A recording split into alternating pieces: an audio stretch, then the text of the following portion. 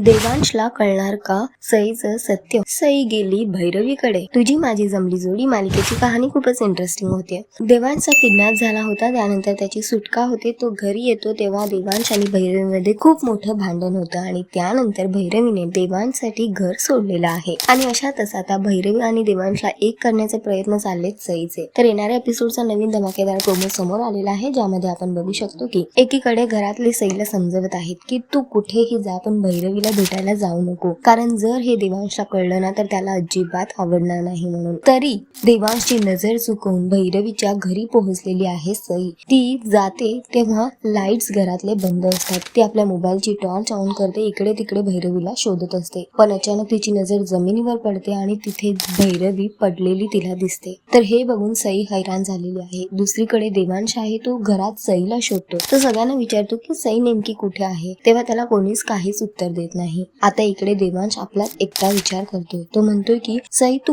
कुठेही जा मला चालेल, पण जर तू भैरवी आईकडे गेलीस ना तर ते मला अजिबात चालणार नाही म्हणून. तर सध्या तरी आता देवांशच्या विरोधात जाऊन सई गेली आहे भैरवी आईकडे. बघणं फार महत्वाचं असणार आहे की यानंतर सई आणि देवांशच्या नात्यात काय फरक पडणार. तर तुम्ही किती एक्सायटेड आहात येणाऱ्या एपिसोडसाठी आम्हाला कॉमेंट करून नक्की सांगा.